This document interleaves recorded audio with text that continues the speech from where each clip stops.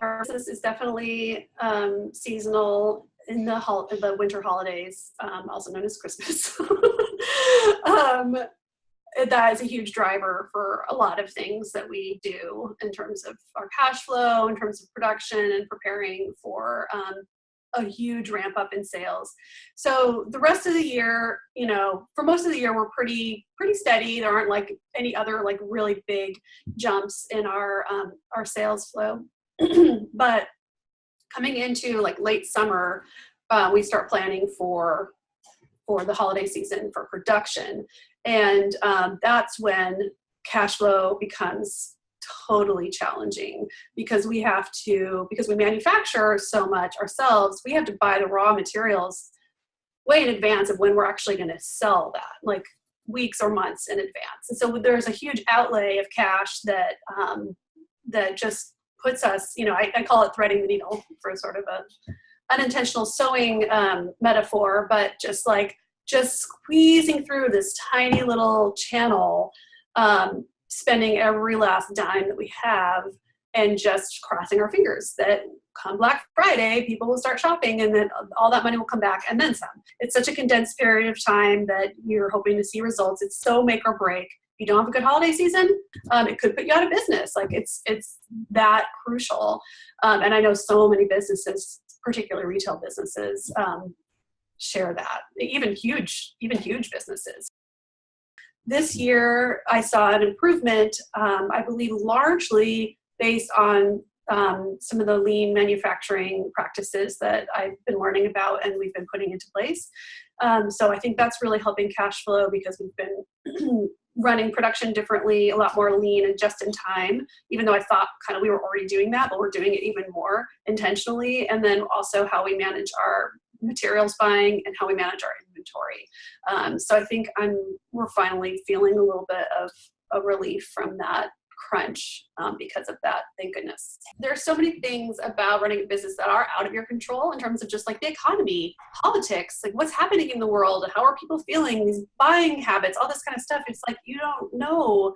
The weather can affect how people shop, So to start learning about something that is really a specific system that you do start to feel results from is like, oh, I can actually have a little control over what I can control, and then do my best to be prepared. The official start date or start year of Queen Bee, I consider to be 1996. And that's when I really started doing it officially and got a business license and all that kind of stuff. I was doing it before that, but kind of more just as a side thing, but I had 2 other jobs. I had 2 part-time jobs that I was also working. And I realized that I was never going to know if Queen Bee could be successful unless I quit my jobs and dedicated full-time to Queen Bee. So that's what I did. And I've always been able to support myself. That said, 20 years ago, I was living in Olympia, Washington, a very affordable time and place to be living. So, I was paying $200 in rent and I could rent a studio for $150. And so that didn't take much to pay myself or to get by because my cost of living was really low and I didn't have any children. I wasn't married. I didn't have, a mortgage, all these kinds of things. So if I were to start a business right now in my current reality, it would be totally different. So that's sort of the caveat to saying, like, I've always been able to support myself. It's like, well, my life has changed a lot since I started.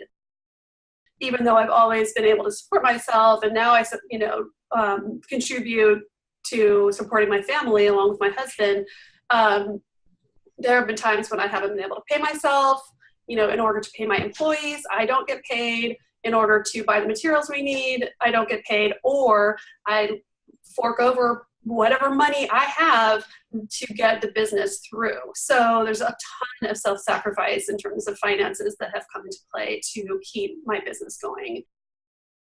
Yes. Okay. So yes, I definitely felt like quitting.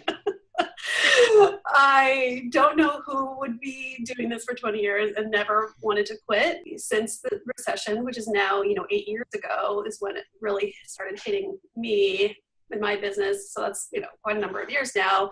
There have been many times where I just didn't know if I could keep doing it, because sometimes the stress level is so high that it just, and the self-sacrifice is so much higher than the reward that, you know, I can question what's the point, especially when you're running a business and you've learned. When I started the business, I did not have a business background. I didn't have a business mindset. Over time, I learned to acquire the business mindset and understand that, like, it's a business. If it's not profitable, if it's not making money, if it's not covering its expenses, what is the point? Like, there is actually isn't a point. And I think it's really important to be honest about that.